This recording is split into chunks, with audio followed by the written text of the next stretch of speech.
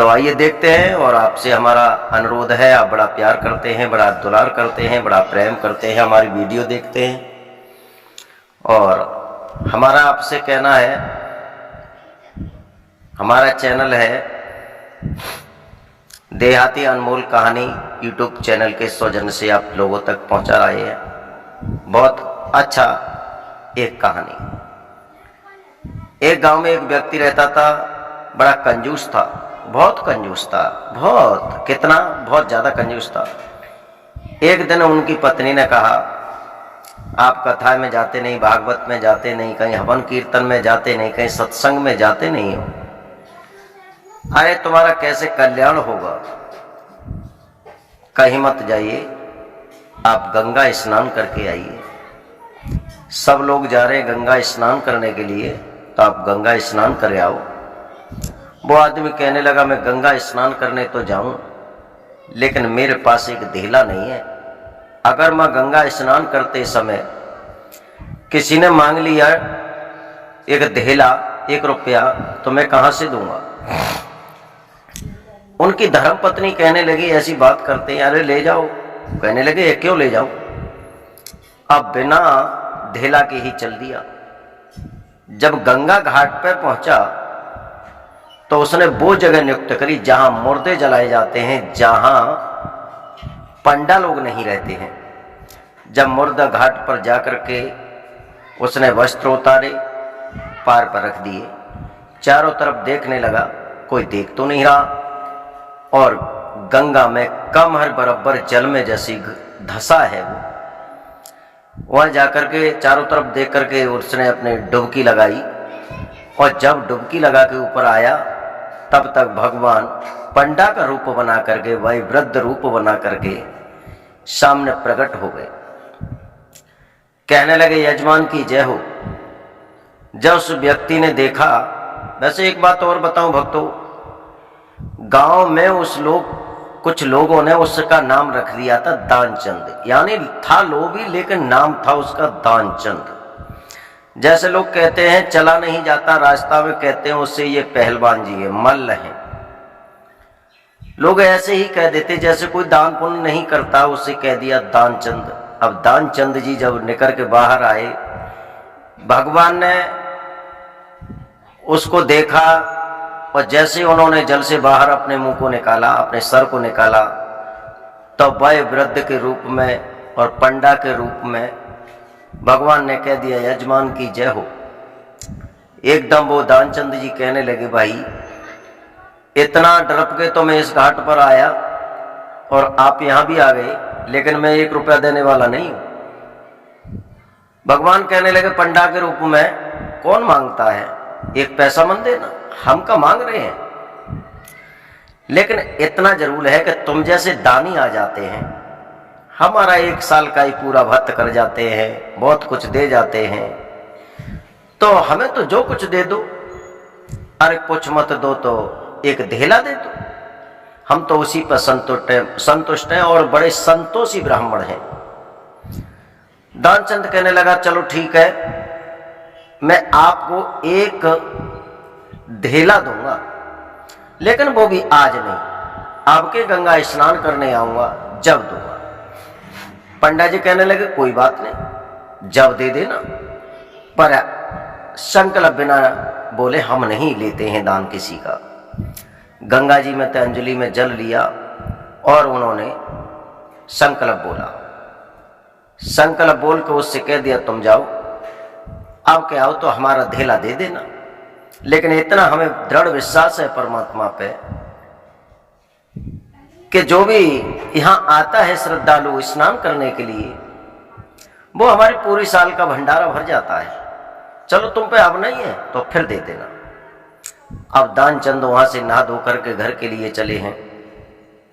घर आ गए, उनकी धर्म पत्नी ने पूछा, कोई पंडा तो नहीं मिला।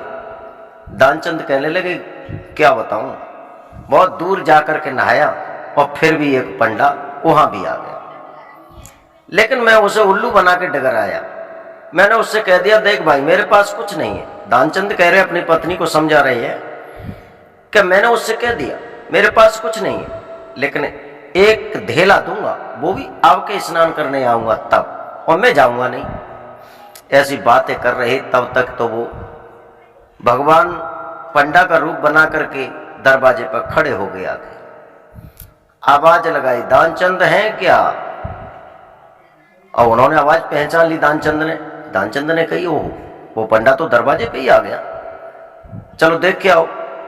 और उनकी पत्नी देख भी आई तो उन्होंने कहा, बताइए ब्राह्मण देव, आप कैसे पधारे हमारे दरवाजे पर?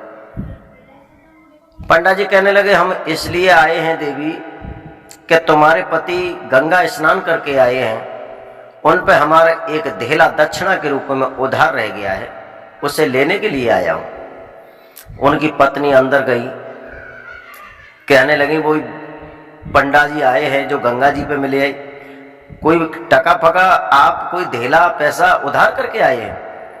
दानचंद कहने लगा, हाँ करके तो आए हैं, लेकिन वो आ गया। चलो आ गया, कोई बात नहीं, ऐसा करना आप उससे जाके कह दो कि अभी दानचंद नहीं मिलेंगे, आपके जो यजमान है वो नहीं मिलेंगे, क्योंकि वो विशेष बीमार पड़े हुए हैं। अब जब दरवाजे पर उनकी पत्नी आई और कहने लगी, पंडित जी आप गलत समय पे यहाँ पे पधारे हैं, आपके जो यजमान हैं वो तो बहुत बीमार पड़े हुए हैं। कहने लगे, बीमार पड़े हैं तो कोई बात नहीं, हम देख लेंगे, अगर हम देखेंगे तो उन्हें ठीक भी कर देंगे। कुल मिला के बात यह है कि उनसे हमें मुलाकात करवा दो। अब अंदर गई, कहने लगी, वो तो पंडा जा नहीं रहा है और तुम्हारे दर्शन चाह रहा है और तुमसे मुलाकात करके तभी जाएगा, वो ब्राह्मण बड़ा हटीला लगता है मुझे। दानचंद कहने लगे, तो तुम जाकर के कह दो कि दानचंद तो मर गई। उन्होंने जाकर के कहा, पंडा जी आप चले जाइए, जो तुमको दान करके आए थे धेला, एक धेला, वो मर गए हैं। पंडा जी कहने लगे, तो ज्यादा मैदान हो गए, जब वो मर गए हमारी दक्षिणा ना दे के गए, लेकिन अब हम और भी नहीं जाएंगे, क्योंकि हम ऐसे टूटे और भूखे ब्राह्मण नहीं हैं जो कि दान मिलता तो यहाँ रुकते, अगर दान नहीं मिलेगा तो हम चले जाए, ऐसे भी नहीं है। हम तो अब उनका अंतिम संस्कार करवा के तभी ही जाएंगे। उन्होंने जाकर के कहा कि ब्राह्मण तो इसी बात पे उत्कष्ट हो रहा है कि हम दान लेकर के जाएंगे, या दान नहीं मिलेगा तो दानचंद को हम लगवा करके उनका अंतिम संस्कार करवा के तभी जाएंगे। और उन्होंने कहा, कोई बात नहीं, ऐसा करो तो मोहल्ला पड़ोस वालों को लिबा के लाओ को दानचंद मर गए।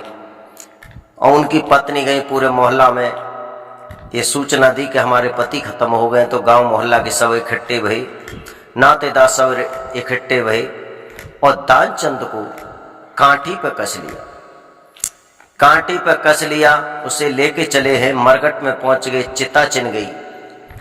और जब चिता चिनी गई है, चिता में रख दिए, चारों तरफ से कंडों को ढक दिया।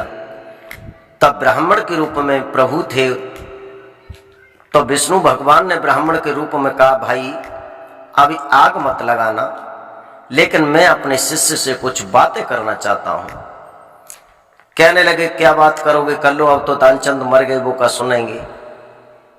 पंडा जी कहने लगे, नहीं सुनेंगे, ऐसी बात नहीं है, हमारी बात जरूर सुनेंगे, क्योंकि वो सुनते चले आए, कई बार मर गए, और जब हम कहते हैं तो वो जिंदा हो जाते हैं। तो मैं सोचता हूं कि अब की बार मत ईश्वर की कृपा हो जाए, मैं कान में कुछ कहूं तो जिंदा हो जाए।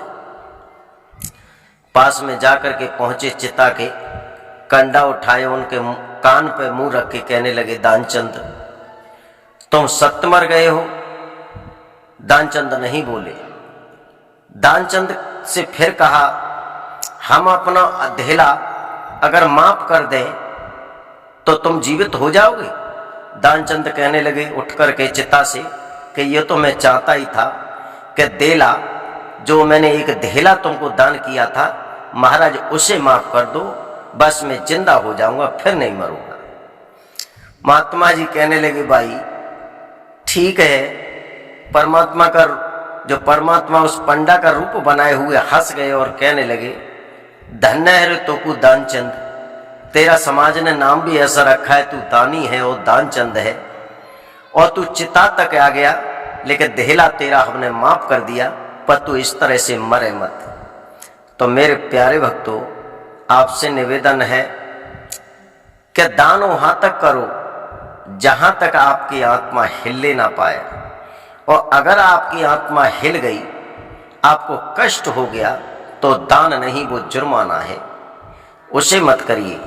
तो ये कहानी हमको ये सीख सिखाती है, कुछ दान ना करें, कुछ ना करें तो इतना जरूर करें जो परलोक जा करके वो दान हमारे काम आ जाए।